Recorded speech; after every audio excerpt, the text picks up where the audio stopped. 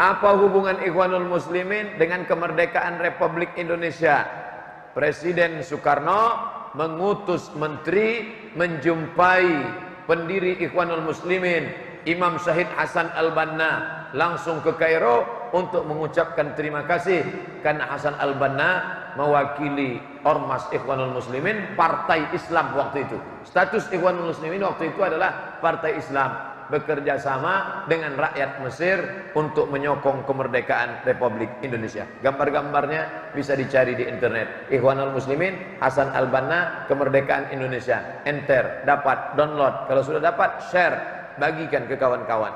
Sudah saya download kok nggak dapat Pak Ustadz? Paket habis.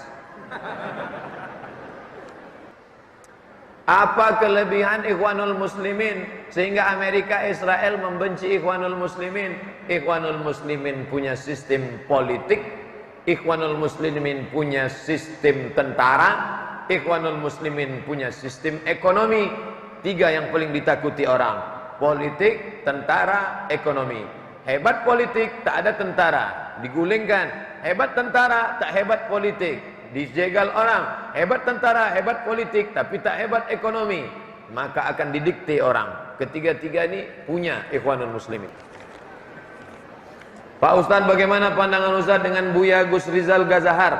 Karena setiap saya ikuti pengajian beliau, baik langsung atau tak langsung, seringkali setelah saya bingung mau mengikuti pendapat yang mana. Buya Gus Rizal Azhar senior saya di Al-Azhar Mesir, ulama, cerdas, punya surau di Bukit Tinggi.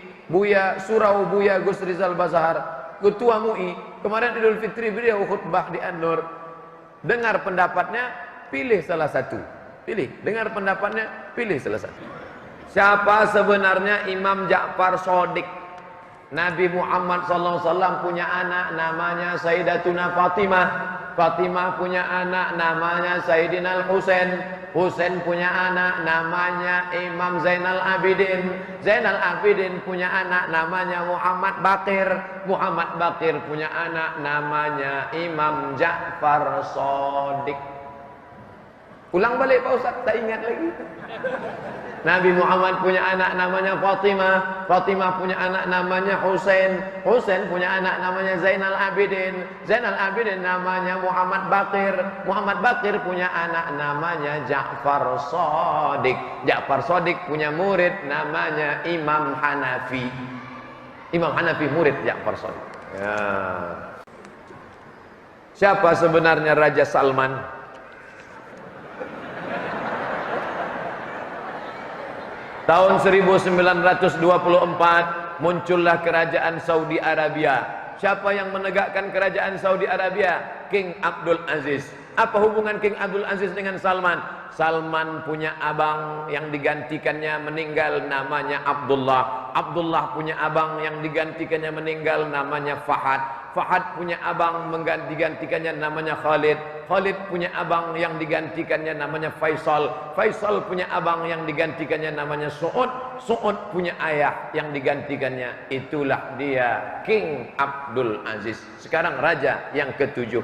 Kalau Salman ini meninggal akan digantikan oleh adiknya Naif bin Abdul Aziz. Kalau Naif nanti meninggal akan digantikan oleh cucu Abdul Aziz, yaitu Pangeran Muhammad bin Salman bin Abdul Aziz. Kenapa Ustaz ingat? Itu aja isi ceramah saya tiap hari. Yusuf Al-Qardawi ulama S1, S2, S3 dari Al-Azhar Mesir. Buku fikih dia, fikih zakat 2 jilid sudah diterjemahkan ke bahasa Indonesia.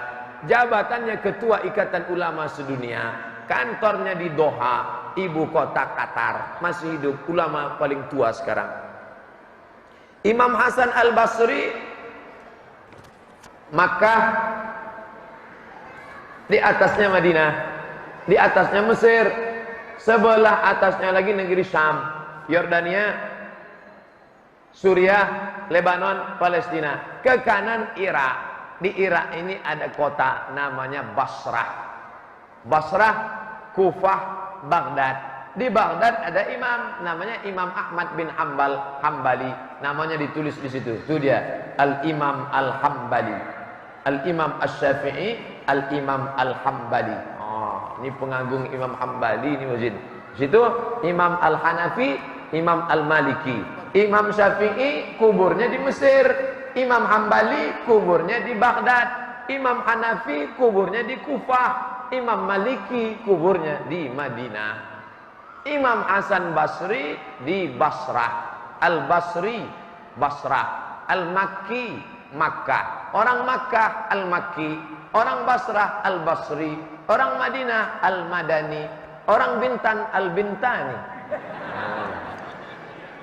Al-Imam Al-Hasan Al-Basri, ulama besar dari kalangan tabi'in. Nabi, yang jumpa dengan Nabi sahabat, yang jumpa dengan sahabat tabi'in. Imam Hasan Basri bukan sahabat Nabi, tapi dari kalangan generasi ketiga Nabi, sahabat, tabi'in. Bagaimana pendapat Ustaz tentang Al-Habib Muhammad Rizik bin Hussein Syihab? Zahirnya kita tahu, batinnya wallahu alam. Nahnu nahkumu bizawahir wallahu yatawallas sarair. Kita menengok zahir, batin urusan Allah SWT.